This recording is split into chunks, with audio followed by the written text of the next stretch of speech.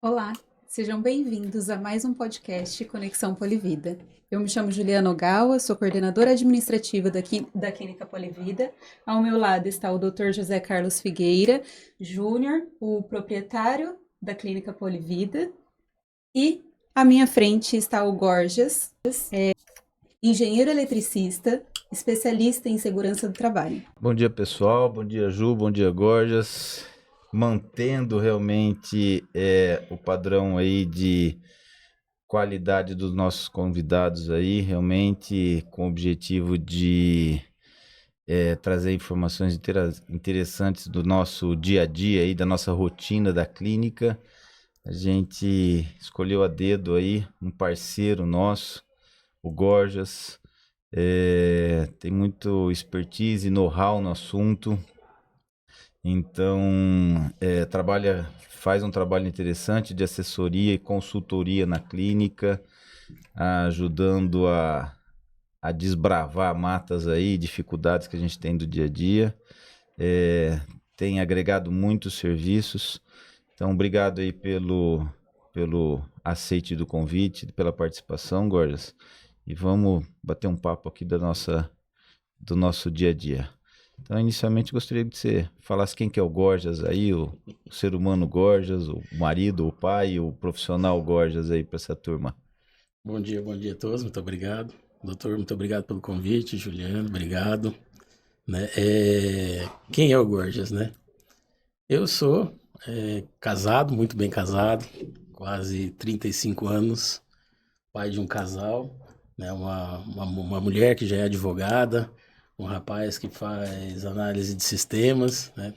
Sou muito abençoado com a minha família, né? Sou formado como engenheiro eletricista há 30 anos praticamente, né? Já tive a oportunidade de trabalhar em vários lugares pelo Brasil, vários estados, principalmente Norte e Nordeste, né? Com laboratório de metrologia, gestão e coordenação de equipes, e a área da segurança sempre foi uma área intrínseca, sempre foi uma área que esteve presente. E nos últimos 10 anos eu acabei me especializando em engenheiro de segurança de fato. Hoje eu faço a consultoria lá para a Polivida 2 vezes na semana.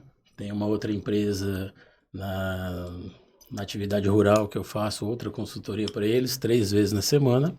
E tem vários outros clientes, mas o foco é assistência técnica empresarial, na área trabalhista, a gestão e emissão das informações do e-social. Tudo aquilo que está relacionado com a segurança e medicina do trabalho. Basicamente, é isso que eu venho fazendo.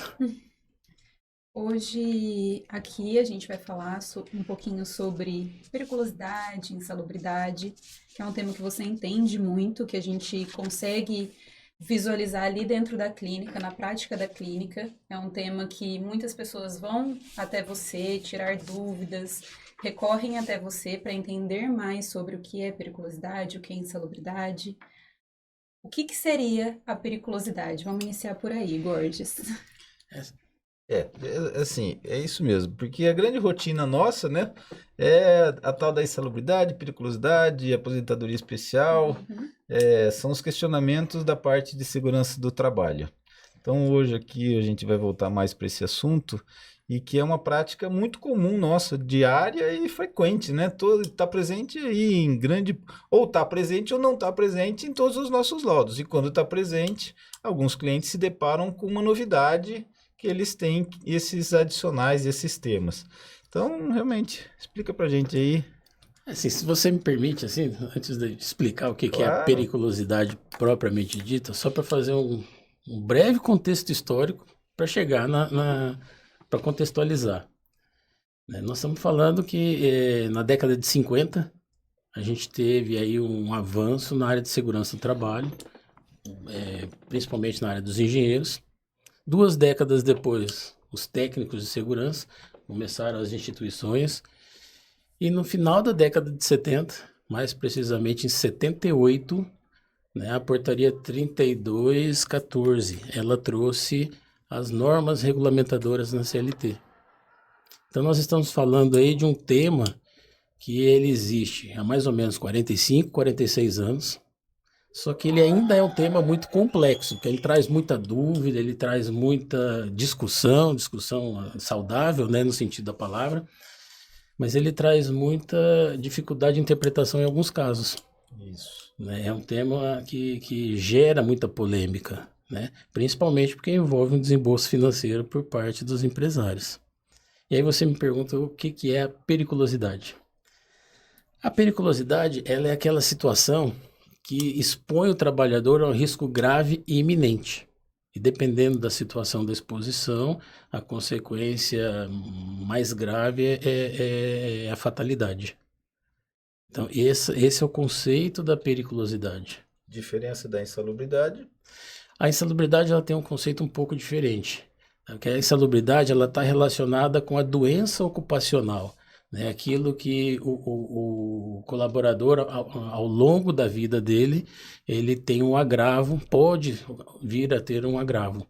Então, a diferença é que um é imediatista e o outro é ao longo da vida, a longo prazo. Não é um efeito de imediato. Um pode levar a doença, a insalubridade, o outro pode levar à morte, a periculosidade. Isso mesmo. Basicamente, resumindo, é isso. Exatamente. Né? E a aposentadoria especial?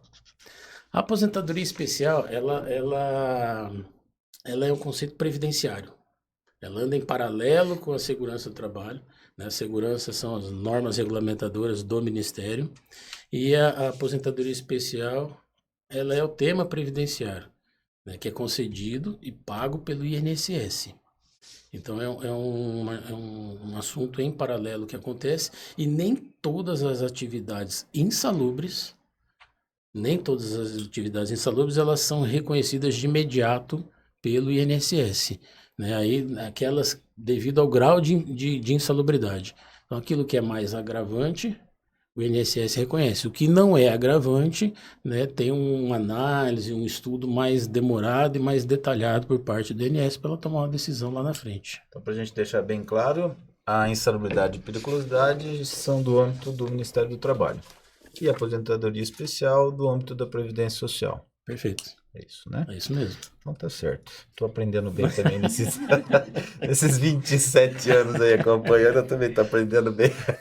Por isso que o assunto ele acaba sendo muito debatido, muito difícil de interpretar, porque são muitas variáveis. É, né? A nossa prática diária, mas os nossos clientes, né, que é o grande foco aí do podcast, o material de informação, também até mesmo, é claro, para divulgação, tem que saber, é bastante interessante saber essas formas, assim, de uma forma, essas leis de uma forma mais direta, que a gente anda junto com o Ministério do Trabalho e a Previdência Social. Então, são duas coisas, são duas preocupações distintas, que confligem, e são extremamente necessárias. Então, às vezes, a gente fica coberto num âmbito e fica descoberto no outro, que não é. Então a gente tem que fechar todos os poros. Tem que fechar todos, mas o nosso start são sempre as normas do Ministério. Sim. Né? A aposentadoria especial ela acaba sendo uma consequência do trabalho inicial e parte das normas. Perfeito. E Gorgias, como que faz para a empresa entender a necessidade de se o colaborador tem direito à insalubridade ou à periculosidade? É feito através do laudo? Como que esse laudo é feito? Tem algum levantamento em campo? Esse é o trabalho que a Polivida desenvolve, né? Esse é o trabalho que ela oferece. A gente tem uma equipe de engenheiros lá na Polivida e eles vão até o cliente e eles fazem o levantamento da análise de risco. Esse levantamento é que dá subsídio para algumas atividades que podem ou não ser insalubres. Tá? Mas aí como é que a gente caracteriza o que é o que não é insalubre, o que é o que não é periculoso? A gente não pode fugir das normas. Nós temos duas normas básicas, que é a NR15, que trata especificamente de insalubridade, e a NR16, que trata da periculosidade. E dentro dessas duas normas, a gente tem um leque muito grande de situações que tem que ser analisadas. Então, no caso da insalubridade, por exemplo, a norma ela cita 3 critérios para caracterizar ou não o benefício. O primeiro critério, ela diz que alguns agentes nocivos, ele só vai ser insalubre se ele ultrapassar um determinado limite de tolerância. E aí tem N tipos de situações. O ruído é uma situação, a vibração é um outro exemplo. Então, tudo depende da ultrapassagem ou não do limite de tolerância para se caracterizar. O segundo critério que a norma nos traz é o que depende do laudo do profissional que está fazendo a análise. Então, daquilo que ele identifica, daquilo que ele conceitualmente ele analisa, ele define ou não se uma situação é insalubre. A exemplo de atividades com umidade, por exemplo, né? E a outra situação, que só pelo fato da exposição àqueles agentes, a insalubridade já é caracterizada. Tá? Somente pela exposição aos riscos, como acontece com a questão biológica ou com alguns agentes químicos. Por exemplo, a graxa. Só pela exposição já é devida. Então não precisa fazer nenhuma avaliação. A Sendo avaliação- detectada a graxa no ambiente e ele tendo Ela já é contato, devida. ela já é devida. Ela já é devida. A avaliação que a gente faz é só no primeiro critério para ver se ela ultrapassou os limites de tolerância. Entendi. E diferente da periculosidade. A periculosidade, pelo risco ser imediato, pela possibilidade da morte, essa já é devida, só pela exposição. Então, Qual seria um exemplo de periculosidade? O frentista de posto de combustível, ele tem contato com abastecimento, o abastecimento ele é explosivo, ele é extremamente volátil e isso expõe ele ao risco. Entendi. Então, para exemplificar melhor, a gente faz o levantamento de risco através de toda a equipe técnica, como engenheiros técnicos de segurança lá da clínica, com uma série de equipamentos para medir esses riscos, sendo eles podendo ser ruído, calor, vibração, riscos químicos presentes em determinados produtos, líquidos ou gases, poeiras, enfim. E de acordo com a legislação, é determinado o grau desse risco eminente à produção ou não, desencadeamento ou não de uma doença. Determinado risco, se for baixo, é 20%, se for maior, até um limite máximo de 40% dessa insalubridade. É isso? A insalubridade a gente separa em 3 patamares. Isso. Tá? O patamar de maior gravidade, o patamar mais agressivo, ele é pago um valor de 40% do salário mínimo para o funcionário. Aquele patamar mediano, onde o risco ele não é tão agressivo quanto o anterior, ele tem um índice de 20%, que a gente chama de grau médio de insalubridade. E tem o risco inferior de insalubridade, que é aquele que só gera alguma irritação na pele, algum desconforto. Esse é o risco mínimo, que ele é 10% do salário mínimo. Diferente da periculosidade. A periculosidade ela já é 30% do salário base do funcionário. Aí tem uma pergunta muito comum, muito frequente que a gente... Que eu ia fazer agora para você. Recebe, né? Se o funcionário estiver exposto a várias situações insalubres, ou uma insalubre, uma periculosa simultaneamente, qual que ele recebe? O pagamento ele não é cumulativo. Tá? Sempre se paga aquilo que é mais benéfico para o funcionário, ou seja, né, aquilo que faça com que ele receba um valor maior. Mas o pagamento é único. A gente não faz um pagamento cumulativo. Por isso que os postos de combustíveis, onde tem a manipulação de graxa, combustível ali, por muitas vezes o frentista está exposto, e também ao risco de explosão, é pago a periculosidade, porque é 30% sobre o salário do colaborador, e não 40% no caso do salário mínimo. É isso? É isso mesmo. Se ele for exposto... Paga sempre o que é mais benéfico para o funcionário. Se ele estiver enquadrado nos 3 graus de insalubridade, prevalece o maior. Prevalece o maior. Se ele não estiver exposto à periculosidade, prevalece o maior grau de Mesmo que ele insalubridade. esteja exposto aos dois, a periculosidade e a insalubridade. Uhum. Tá. O funcionário, mesmo tendo direito de escolha, neste caso, que insalubre e periculoso O simultaneamente. direito de escolha é do colaborador. É do colaborador, então. porém, a orientação é que sempre se pague o que é mais benéfico para o funcionário. Porque depois ele mesmo pode questionar judicialmente, enfim, que Sempre foi se paga o que é mais benéfico. de alguma certa forma induzido. Realmente, a orientação tanto nossa quanto dos escritórios de contabilidade, quanto do departamento jurídico é que seja pago esse de acordo com que a lei exige. E a aposentadoria especial nesses casos? Vamos entrar aí também. Da Previdência. Então, alguns casos, a aposentadoria ela já reconhece de imediato, né? O INSS já reconhece de imediato. Outros casos, Como não. o caso do frentista. Como o caso do frentista é.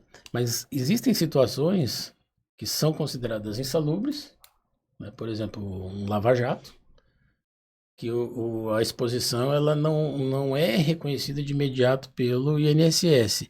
E aí existe um trabalho administrativo que é feito com o fornecimento do laudo, principalmente do PGR, do laudo técnico ambiental.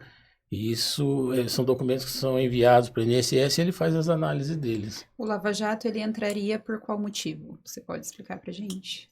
Geralmente é pela umidade ou pela exposição a agente químico. Os produtos que ele usa lá para lavar o veículo, um Solupan, um sabonete líquido, né, que são produtos químicos industriais. E a alta umidade, né? Porque os gotículas de água aspergindo no ar toda hora, isso é um dos fatores determinantes também. Então, e quando tem a situação também muito comum lá na clínica, que você sabe que eu iria perguntar isso, que a gente enquadra as insalubridades e existe a possibilidade de você retirar essa insalubridade com os equipamentos de proteção individual, os EPIs. É uma orientação que a gente faz, são formas que a gente realmente consegue diminuir esse grau de insalubridade, atenuar e em alguns casos tirar. Mas na prática a gente sabe que depois pode ser questionado, porque isso tem que ser organizado, né, de uma forma muito, muito eficaz. E você, com a experiência aí da sua assistência técnica nas perícias, defendendo sempre as empresas, como que você vê isso aí, essa parte aí, esclarecendo realmente as dores aí que realmente dos empregadores aí nas ações judiciais, como é que funciona isso? Essa é uma pergunta assim, muito frequente, se o EPI isenta uma insalubridade. Essa pergunta assim, ela é clássica, né, dentro da nossa área. Pelo amor de Deus, isenta isso. Mas assim, o trabalho que a gente faz, ele tem que ser pautado em cima das normas, né? Nós não temos interesse nenhum de onerar nada para nenhum cliente, para nenhum empresário. Mas a gente também não pode negligenciar a norma. Então a gente tem que trabalhar na literalidade da lei, né? Ou na imparcialidade da lei. E ela fala o seguinte, né? Para que se neutralize ou se exclua uma insalubridade, ela tem 2 itens. Primeiro item, ele fala que o ambiente ele tem que voltar para uma condição abaixo do limite de tolerância. O segundo item é o fornecimento do EPI. E são itens simultâneos, mas aí é que vem o detalhe da situação. Você me perguntou lá atrás, Ju, sobre as condições da insalubridade. Eu disse que são 3. Uma depende do laudo, uma depende simplesmente da exposição e a outra depende da ultrapassagem do limite de tolerância. E a norma número 15, ela fala que a isenção, a neutralidade, ela acontece se primeiro trazer o ambiente para dentro do limite de tolerância. Então, Só que já ela não faz descartaria. menção aos outros 2 itens, somente pela exposição física ou pelo laudo. Então, pela exposição física e pelo laudo, eu não tenho embasamento legal para excluir, mesmo fornecendo o EPI, porque eu entrego o EPI, mas eu não atendo o primeiro critério da norma, que é trazer o ambiente uma condição salubre. E foi um dos exemplos que você deu que é referente à graxa. Referente à graxa. A graxa, mesmo fornecendo um EPI para o colaborador que está exposto ali com a graxa, não tira a insalubridade dele. Eu não tenho como isentar. Tá? Não tenho como isentar porque a graxa, pela presença, já é devida. Pela atividade do colaborador já é devido. Mas aí na E ela questão não de tem um um limite de ruído, tolerância. na questão de um ruído, ele pode melhorar a máquina, ele Na pode questão do mudar a ruído, máquina de nós lugar. entramos já na única possibilidade que a norma prevê. Porém, a norma ela fala o seguinte: primeiro eu tenho que ter uma medida coletiva. Eu atendi a medida coletiva, eu tenho que ter uma medida administrativa. E por fim, eu tenho que fornecer o EPI. Então, se a empresa não conseguir comprovar documentalmente a questão da proteção coletiva e as medidas administrativas, o fornecimento do EPI é um item de 3 obrigatórios, mesmo ela trazendo para dentro do limite de tolerância. Vai ter que fornecer o uso do protetor auricular, vai ter que comprovar que foi trocado regularmente, vai ter que comprovar que esse protetor tem o certificado certo durante todo o período de permanência do colaborador na empresa, porque o dia que ele citar ou questionar judicialmente que não recebeu, a empresa vai ter que ter essas provas todas para se defender. E ainda assim é passível de E ainda tem um detalhe, né? questionamento. Não significa, no caso do protetor auricular, que esse protetor é o adequado para aquela atividade laboral. Ele é um protetor, mas não necessariamente ele é o correto. Ele vai de acordo com o limite que foi visto em medição? Ele tem os níveis de atenuação dele, né? Ele traz para uma condição. Mas, em regra, o que um protetor auricular faz? Se você ultrapassou o limite de tolerância, e o limite de tolerância define que o funcionário ele pode trabalhar tantas horas exposto àquele ruído. E vamos imaginar que o ruído seja contínuo ao longo das 8 horas. Pelo limite de tolerância, ele não poderia trabalhar as 8 horas, mas como que a gente autoriza ele ficar lá o dia inteiro? Porque o EPI ele atenua, ele traz a sensação auditiva para dentro dos limites de tolerância, mas o ambiente continua insalubre. O ambiente ainda continua ruidoso, continua agressivo para o trabalhador.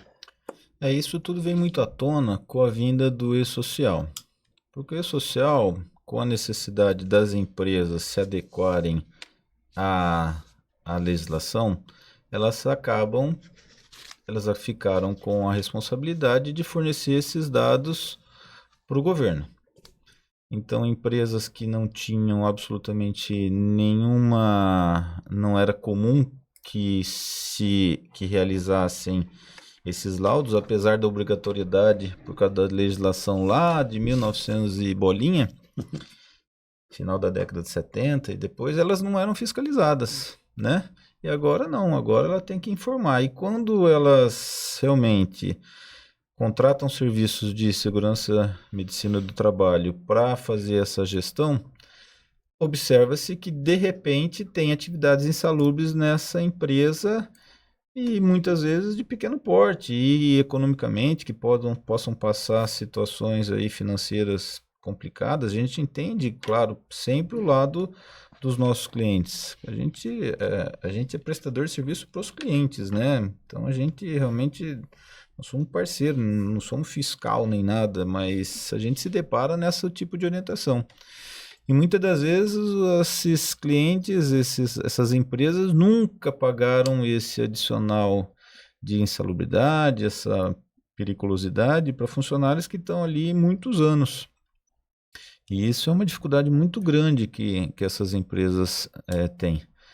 Porque além do movimento de um acréscimo financeiro, né, desprendido a partir de então, a necessidade é imediata, porque se ela não fizer isso, o e-social já sabe que, por mais que ela não informe, essas informações cruzadas do e-social de determinados ramos de atividade ou determinados produtos usados, o e-social já sabe que funcionários de determinados tipos de ramos de atividade, determinadas empresas, elas estão expostas às multas que não são poucas. Então, exemplificando, se uma empresa tira nota de compra de combustível, tira nota de compra de determinados produtos químicos, enfim, o E-Social já sabe, através dessa nota fiscal, que algum funcionário está manipulando algum produto que está expondo a esse risco. Algumas funções por si só também. Então, infelizmente, tem que se adequar o mais rápido possível, independente da situação que a empresa está. E o E-Social ainda tem um detalhe, né? A gente pode traduzir E-Social como uma analogia, ele é o imposto de renda, só que ele é mensal. Ele é mensal. Por que ele é mensal? Porque você constantemente tem que estar alimentando o colaborador. Só que quando a gente faz o levantamento dos riscos laborais, né, esse levantamento de risco, ele gera os exames médicos. Ele define quais são os exames. Por quê? Porque a insalubridade é a questão, o agravo ao longo do tempo. Então, o que a gente informa para o social? Né, quais são os exames realizados, o resultado da aptidão do exame e quais são os EPIs que foram fornecidos, quais são os riscos que o funcionário está exposto. Então, é um leque de informações que são enviadas para o governo que a gente não tem como deixar de enviar ou deixar de apontar um determinado índice insalubre ou periculoso. É um histórico do colaborador ali dentro da empresa, né? Então, os exames eles vão determinar como que o colaborador entrou, a cada ano que ele ficou na empresa e como futuramente ele saiu. Seria isso. Complementando um pouquinho, porque esse assunto eu entendo um pouco. Todo ciclo é isso. Então, faça-se o levantamento de riscos através do Departamento de Segurança. Coloca-se nos laudos de segurança, em vários laudos de segurança, seja PGR, LTCAT, laudo de insalubridade, periculosidade, e conclui-se com um programa de controle médico de saúde ocupacional. Então, um laudo puxa o outro e advém todos da exposição, do levantamento de exposição de risco desses colaboradores em determinados setores de vários ramos de atividades das empresas. Vários, todos eles.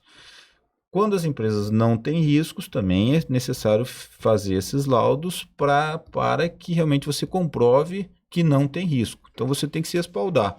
Na analogia do imposto de renda, o que antes não era obrigatório, agora é obrigatório. Olha, eu não tenho risco, ou eu tenho risco esse. Diante disso, eu faço isso. E quanto cai, seguindo essa linha, evolui-se para a necessidade ou não de alguns exames complementares.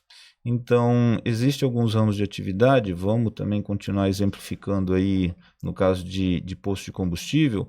O muito fácil de entender é que se tem a exposição de um derivado de combustível, que é o benzeno, produto, né, presente no combustível. Se está ali no benzeno, obrigatoriamente é necessário fazer um certo tipo de exame de sangue. Para quê? Para que você monitore essas condições de saúde do colaborador, porque existe uma norma muito específica disso, com que ele pode aí ser afetado com algum problema de saúde durante a sua vida. Então, frequentemente, há uma rotina ali de que anualmente, em alguns casos inicialmente semestralmente, para que se faça a dosagem desses exames. Por isso que alguns colaboradores fazem exames complementares e outros não. Alguns fazem o exame de audiometria, por causa da exposição do ruído, e outros não. Então, é feito o levantamento, constata-se o ruído, é colocado lá o determinado EPI que é necessário para cada função e obrigatoriamente necessário, ainda assim, apesar de todas essas precauções aí, também fazer o exame de audiometria. Para quê? Porque você tem que monitorar esse colaborador para ver se está tendo perda. Uma vez detectada essa perda auditiva, obrigatoriamente você tem que afastá-lo da exposição desse risco, não só no caso da audiometria, como qualquer outro problema de saúde. Ou seja, o funcionário está ficando doente naquela determinada função, isso tudo é uma forma precoce para que se evite uma gravidade maior. E a empresa é obrigada a afastá-lo desse risco, mudar de função, enfim.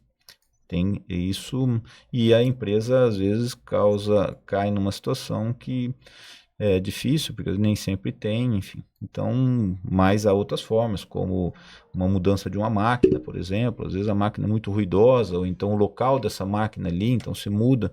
Então, o Departamento de Segurança, ele age também conjunto com a empresa para que mude essa exposição de risco e adoecimento desses colaboradores. Uma coisa muito importante que o Gorgias falou é que esses laudos hoje em dia são absolutamente dinâmicos. Acabou o papel, né? Não é só o papel. Tô aqui o laudo, tchau, ano que vem a gente se vê. Acabou o Não. papel, acabou o prazo de validade. Acabou o prazo de Né? Agora validade. ele é alimentado sempre que acontece. Por isso a gestão, por isso a gente tem acesso, os nossos clientes têm acesso frequente com nós ali, realmente porque a necessidade é contínua, né? Então tem que mudar houve qualquer mudança na empresa, qualquer mudança de setor, qualquer acontecimento, fato ocorrido aí com colaborador ou qualquer coisa, a gente já nesses laudos que são enviados de forma digital já são informados e novamente enviados. É isso. E em função do e-social, que agora ele fiscaliza, né? Fiscaliza sempre que o envio acontece, ele tirou as empresas de uma situação e trouxe para uma outra realidade, né? A realidade da exposição. A empresa agora está exposta, ela tem que de fato informar o que acontece. Por isso que o tema insalubridade e periculosidade, ele é um tema meio complexo. Muitas situações que ocorriam, mas era de desconhecimento ou do escritório de contabilidade ou do empresário, era de desconhecimento. E agora é um negócio que está em evidência. Né? É muito comum, por exemplo, a gente ter questionamentos sobre os vaqueiros. Né? O vaqueiro. Mas o vaqueiro tem insalubre? Tem, ele está exposto a agente biológico, né? A dejetos de animais, né? Sangue, né? Eles fazem Sangue, manipulação. baba, suor, urina, fezes, ele está Lesões, exposto. feridas, né? De animais. Então, o próprio o pessoal da loja de conveniência de um posto de combustível, dependendo da distância que ele está Perfeito. do bico de abastecimento da bomba, ele está exposto à Mesmo que ele seja periculosidade. caixa. Se ele tiver dentro do limite previsto em norma, ele está exposto à periculosidade.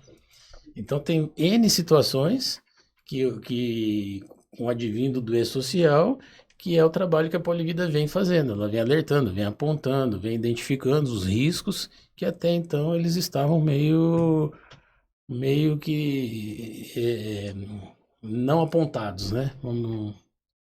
Não levantado. Não levantados, obrigado. E o grande resultado disso que a gente vem aí acompanhando desde dessa mudança toda aí, dessa necessidade que as empresas tiveram que se enquadrar cada vez mais, a legislação existe há muito tempo, né?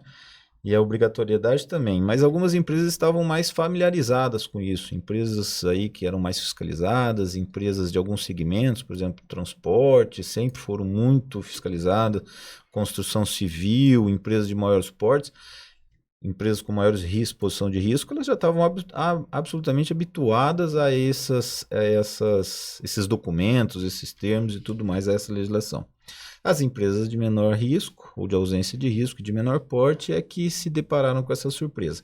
Mas, a partir da obrigatoriedade do início de janeiro de 2022 e depois com a multa no início de janeiro de 2023, alguns clientes nossos hoje, eles veem isso, a grande maioria dos nossos clientes, depois do susto da obrigatoriedade, dessas despesas que tiveram que ter, principalmente inicialmente, eles hoje estão absolutamente adequados, satisfeitos e a grande maioria não vê outra situação a não ser realmente se adequar e ver isso como um resultado muito importante, significativo para a empresa, né? Algumas empresas hoje que não tinham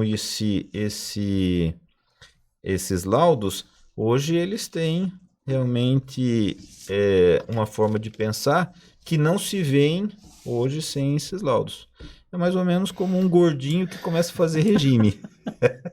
O gordinho tem a dificuldade de fazer regime e atividade física. E depois, quando começa, pronto, não se vê hoje de forma diferente. Não é isso também? Essa adequação, né, ela traz para a empresa uma mudança de conceito. Que essa área de segurança ela passa a ser uma área de investimento. E antes não era investimento, né? Muitas empresas consideravam isso uma despesa, um problema, né? Era um Perfeito. fardo que as empresas tinham que cumprir uma norma. Hoje não, hoje ela é um investimento de fato, né? A curto, médio prazo, isso traz um ganho para a empresa. Isso traz um ganho para a empresa porque o funcionário também passa a trabalhar numa condição de mais conforto para ele. Então o resultado começa a aparecer. Não Essa de imediato, mas aparece. produtividade, a A produtividade. produtividade ela passa a ser uma consequência. Então são N fatores que vão melhorando.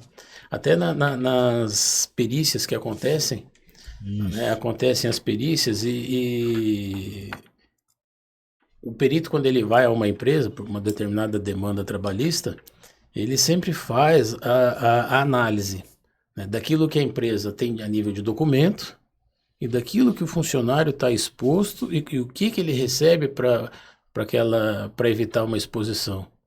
Então, por exemplo, o perito ele levanta quais são os documentos da área de segurança, se a empresa tem o PGR, se a empresa tem o LTCAT, se os exames médicos estão em dia, né, se o fornecimento dos EPIs ele é sistemático, ou seja, a primeira parte do trabalho dele ele avalia a tratativa da empresa para com o colaborador.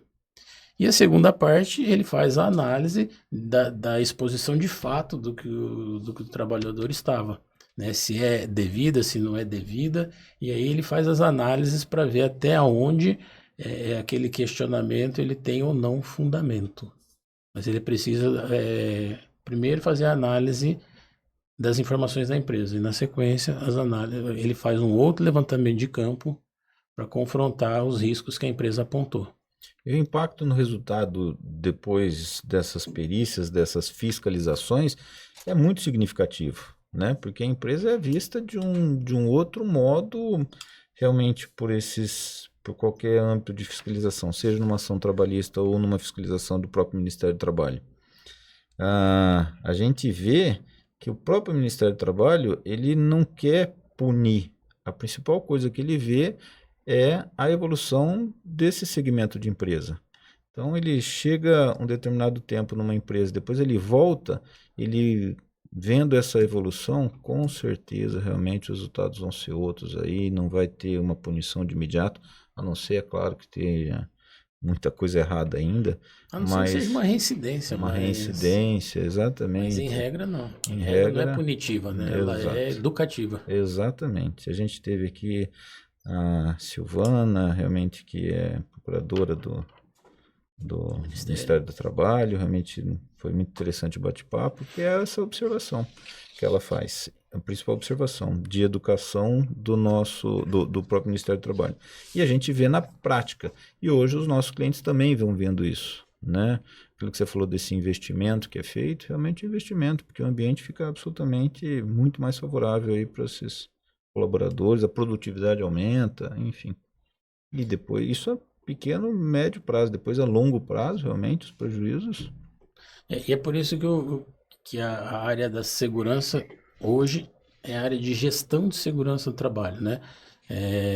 Até o nome do programa é Programa de Gestão de Riscos, porque não é só o primeiro fornecimento, existe a manutenção do fornecimento e da preservação do colaborador. E esse é um trabalho que a Polivida oferece, né? Que é a gestão, o acompanhamento da empresa, para garantir que não haja ou que os riscos estejam dentro de um padrão de aceitabilidade. Gorgeous, você tem alguns exemplos de empresas que são mais vulneráveis à insalubridade, periculosidade? Na verdade, não são os ramos de atividades, né? Isso. São ramos de atividades que são mais ou menos, né? Então, por exemplo, oficina mecânica. Oficina mecânica, existe a exposição a produtos químicos, graxa, óleo, combustível. Então, o mecânico, são atividades que pela presença já é devida, né? Algumas a gente precisa analisar, por exemplo, a padaria. Padaria a gente tem que ver se tem forno, se padaria, restaurantes, se tem forno, se não tem forno. E aí entra no primeiro critério, a gente tem que medir os limites de tolerância, Do calor, né? do calor. Exposição ao calor. Isso. né? E transporte, tanto para o motorista quanto para um cobrador, se for transporte coletivo, a gente analisa o ruído, analisa a vibração de corpo inteiro. Pessoal da construção civil, a gente faz vibração de mãos, análise de ruído, exposição a poeiras. Então tudo vai depender do tipo de atividade. Rural, né? O rural é uma das áreas que mais expõe, que tem as maiores exposições, né? Tem exposição biológica, que é contato com dejetos de animais, tem a exposição a ruído, Abastecimento. tem abastecimento de veículos, ela tem vibração, dependendo do maquinário que ele usa, tem aplicação de herbicidas. É uma das áreas com um maior leque de possibilidade de exposição, né? Então, assim, quais são as áreas? Difícil falar quais não são, né? A grande maioria ela tem a sua exposição. Oficina mecânica, na calçada a gente já vê que é oficina mecânica, né? Já tá cheio de graxa, imagina lá dentro e tudo, e culturalmente vem mudando.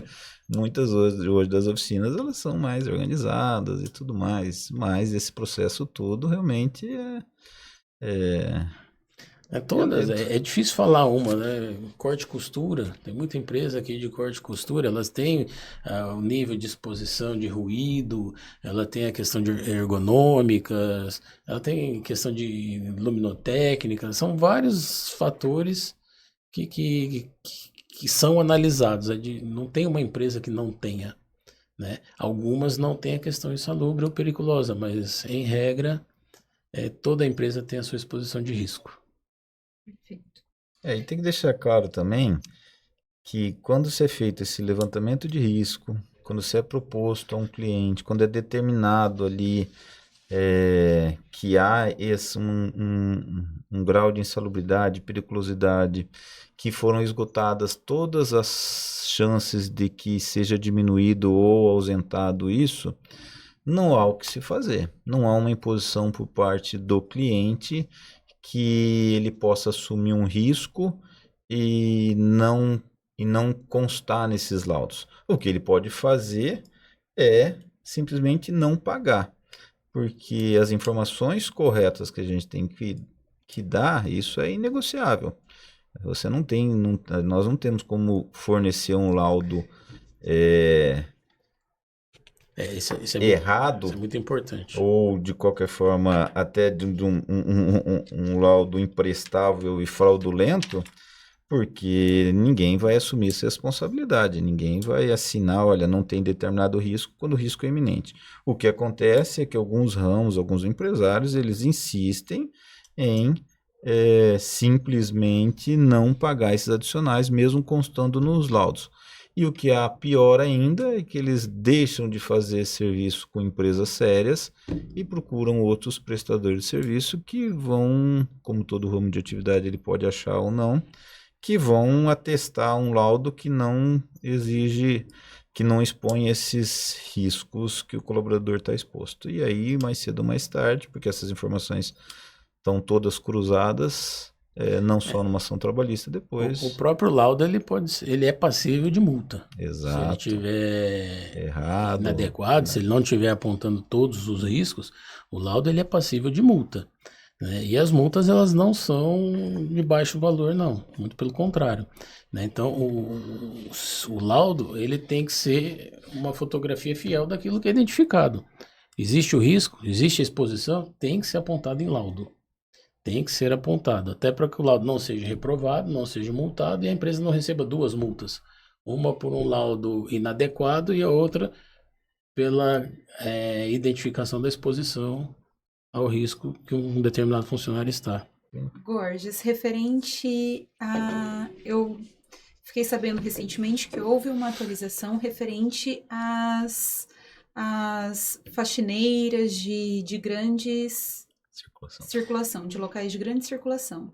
Teve. Houve essa atualização? Houve. Esse ano, em janeiro desse ano, se não me engano, foi janeiro. É bem recente, né? Em janeiro desse ano houve uma implementação na norma, né? Toda aquela pessoa que realiza a limpeza de banheiro em grandes áreas de circulação, né?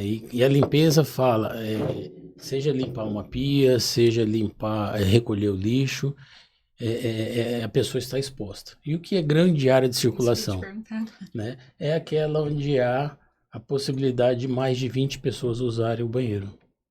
Então, havendo a circulação de mais de 20 pessoas, esse profissional que faz a limpeza do banheiro, ele é considerado, desde janeiro agora, ele é considerado exposto ao agente biológico com direito a 40% de insalubridade. 40%. 40% do Ele é salário médio. mínimo. Ele é máximo, grau Máximo. máximo. Grau máximo. Isso, 40% do exatamente. salário mínimo. Por exemplo, lá na Clínica Polivida, a nossa faxineira, a partir de janeiro de 2024, recente, teve o direito adquirido, apesar do proprietário da Polivida que vos fala também ter sido pego de surpresa e ficado insatisfeito, paga-se da forma adequada, porque é o direito, senão amanhã depois eu vou ser multado, vou ser questionado, vou ser prejudicado de uma forma muito mais onerosa. E todas essas implementações recentes são o que está a fiscalização da vez, né? É o que está sendo fiscalizado no momento. E Né? por este Perfeito. motivo que a gente fala que é um laudo vivo, né? É o laudo Porque vivo. em janeiro não havia essa atualização. A Não havia partir de atualização. janeiro a gente Então, precisou atualizar. essa é uma informação que a gente tem que passar para todos os clientes da Polivida. Que tem a área de grande circulação, é mais de 20 pessoas, desde janeiro é devido a 40% de insalubridade. Aí E o mesmo ocorre com alguma situação inversa. Né? As atividades com utilização de motocicleta, elas deixaram de ser periculosas, mesmo que temporariamente, mas deixaram. Né? Até que o governo reveja algumas situações que ocorreram, alguns questionamentos. Então, temporariamente, as situações do motociclista, ela deixam de ser periculosa. Vou acrescentar aqui a questão que é muito comum também lá, a questão das gestantes em ambientes insalubres. Existe uma lei muito bem específica que proíbe a gestante, independente da idade gestacional que ela se encontra, ser exposta a atividades insalubres. E isso é um tanto quanto também complexo, porque, veja bem, tem atividades que elas são basicamente expostas à insalubridade e maiormente ocupadas por mulheres.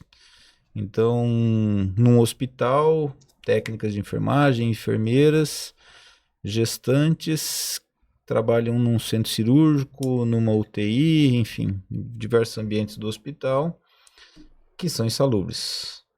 O que fazer? Não há o que questionar, tem que mudar, tem que tirar a exposição da gestante a qualquer risco, a qualquer atividade insalubre. Gorges, então, para a gente finalizar o podcast, quais as medidas que as empresas poderiam tomar referente à periculosidade, insalubridade, essa atenuação, e qual a importância dos laudos, né? Faz um resumo aí uma síntese de tudo isso que Que a você gente acabou de falar. falou, da importância, enfim, de tudo isso que você, desse Acho bate-papo. que o principal aqui que os empresários, né, eles têm que se atentar. Primeiro, saber quem eles estão contratando para fazer o trabalho. Eu acho que esse é o princípio de tudo. Né? Quem é o profissional que está indo lá fazer a análise deles. Esse profissional ele tem que ir lá na empresa fazer um levantamento dos riscos. Ele tem que identificar quais são as exposições que existem e avaliar se aqueles equipamentos que o empresário fornece, se são adequados ou não, se estão dentro do prazo de validade, se não estão. Né? Ele tem que fazer um acompanhamento mais próximo. Esse documento que ele vai elaborar vai gerar um outro documento, que é o documento da área médica, né? Que é o PCMSO, que gera os exames médicos. Né? E o principal é que as empresas elas cumpram as normas, porque a fiscalização hoje ela está sendo dinâmica, ela está sendo online, né? Como a gente comentou, é uma analogia com o imposto de renda. Então as normas elas têm que ser cumpridas porque as fiscalizações elas são feitas por similaridade com ramos de atividades. né? Então, uma oficina vai ser comparada com outra oficina, né? Uma padaria vai ser comparada com outra padaria. Então, não tem como você não cumprir se o empresário de um outro ramo, do mesmo ramo de atividade, cumpre. Então, você já saiu na desvantagem. Acho que o principal é a conscientização. Tem que ter a conscientização. A área de segurança tem que deixar de ser vista como despesa, passar a ser vista como um investimento. Num primeiro momento, né, tem a questão do desembolso financeiro, mas existe um ganho a curto e médio prazo para o empresário. Essa mudança de cultura que os empregadores, eles obrigatoriamente tiveram que ter nesses últimos anos, quando a gente vê que eles aceitam isso de uma forma mais, de uma certa forma, madura, e apesar do ônus financeiro inicial, que uma despesa que ele não estava tendo, ele claramente, visivelmente, ele vê esses resultados dentro da empresa dele. E, consequentemente, o resultado de produtividade é maior, os acidentes de trabalho, eles são menores, a gente consegue diminuir alguns riscos aí de exposição dos acidentes, proteções de máquinas, os EPIs eficientes para que não hajam alguns ferimentos e, consequentemente, isso realmente todo mundo ganha. A grande diferença de um empregador, de um empresário, de um gestor do outro é que um aceita de uma forma mais prazerosa e o outro aceita de outra forma mais com obrigatoriedade.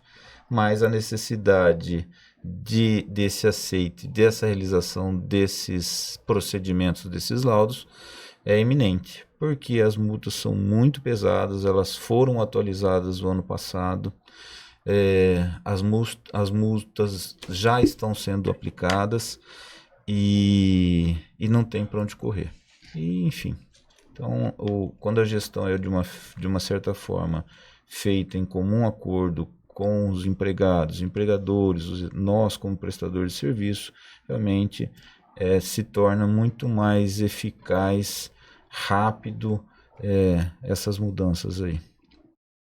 Gorges, eu quero te agradecer pela participação, por ter vindo até aqui conversar com a gente, para esclarecer nossas dúvidas, e eu acredito que muitas dúvidas também que o pessoal que está nos assistindo, que tinham também, e eu acredito que foram esclarecidas aqui nesse bate-papo que a gente acabou de finalizar.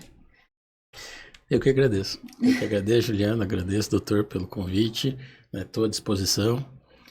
Estou lá na Polivida como consultor. Estou para colaborar, para ajudar e para preservar também, né, o nosso trabalho. Tá? Agradeço pelo convite. Muito obrigado. Obrigado, Ju. Obrigado, pessoal da equipe. Obrigado ao Gorges, que tornou-se um amigo pessoal, uma pessoa de fino trato, principalmente para resolver algumas situações de conflito, de questionamento dos empregadores, desses empresários, nossos clientes. E absolutamente todos eles saem satisfeitos quando você realmente, com o seu jeito de posicionamento, até mesmo quando podia ser diferente, porque a gente faz a coisa correta. E então, obrigado realmente pela participação aqui, acho que foi muito interessante, outras virão. E vamos terminar logo, porque daqui a pouco a gente já tem que voltar para a clínica para resolver bastante situações. Então, obrigado. Tá, obrigado, pessoal. Obrigado. Obrigada.